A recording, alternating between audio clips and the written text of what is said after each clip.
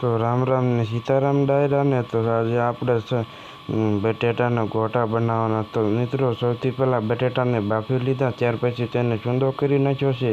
ત્યાર પછી ચાલ ઉતારજો મિત્રો, ચાલ ઉતારીને ચૂંદો કરવાનો. ત્યાર પછી જો રકાબી એક બાઉલમાં તેલ મૂકીશું, ત્યાર પછી તેમાં લીલી ડુંગળી નાખીશું, તેને થોડી વાર માટે પાકવા દેવી. મિત્રો વઘારમાં પણ રાઈ વઘાણી અને જીરું આખું નાખજો મિત્રો, પાછા ભૂલી ન જતા. ત્યાર પછી તેમાં લીલી ડુંગળી નાખીને મિત્રો હવે આમાં આપણે લીલું મરચું નાખવાનું છે, એ પણ ખાંડેલું નાખજો, નકર એમાં સોડા ન રહેવા દેતા મિત્રો. આપણે આજે રેસીપી લઈને તમને ખબર તો હશે જ તે કે બટેટાના ગોટા બનાવવાના. ત્યાર પછી તેમાં લીલું લસણ પણ નાખીશું મિત્રો, દેખાય છે ને તમને? લીલું લસણ નાખીને લીલા મરચાં નાખ્યા છે, ત્યાર પછી લીલી ડુંગળી પણ નાખી છે, તેને સારી રીતે પાકવા દઈને ત્યાર પછી પાછા ટમેટાં નાખીશું મિત્રો, એ ટમેટાં દેશી છે. ત્યાર પછી મિત્રો આ આપણે હળદર છે અને આદું છે. લસણ તો મિત્રો આપણે લીલું નાખ્યું, ત્યાર પછી થોડુંક સ્વાદ અનુસાર મીઠું નાખીશું મિત્રો.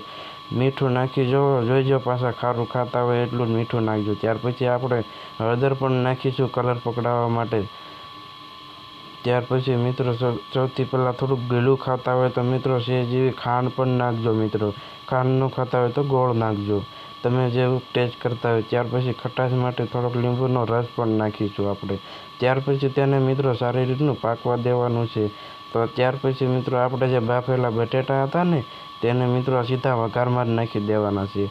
આ પ્રોસેસ વઘારની હતી. ત્યાર પછી આ બટેટા નાખ્યા તે બધા એને સારી રીતે મિક્સન કરી લેવાના છે મિત્રો. ત્યાર પછી આપણે આ બધા બટેટાને મિક્સન થઈ જાય ત્યાર પછી તેમાં લીલા ધાણા એડ કરીશું મિત્રો. આ છે આપણે ગોટા બનાવવાનું. આ આપણે હાથે ઝીણી ઝીણી ગોળીઓ આવી કરી લેવાની. ત્યાર પછી તેને શેણાના લોટ વડે તળવાની મિત્રો તેલમાં. તો શેણાનો લોટ લઈ લીધો છે, એમાં આપણે જરાક મીઠું નાખીશું. ત્યાર પછી શેણાના લોટને રબડું બનાવી નાખવાનું. ત્યાર પછી આપણે ટાટાનો સોડા લીધો છે, તેમાં સોડા નાખીને લીંબુ વડે ફાડી નાખવાનો. સારો સોડા ફાટી જાય ત્યાર પછી તેને ગોળી બનાવેલી હતી એ ગોળીને તેલમાં તળીને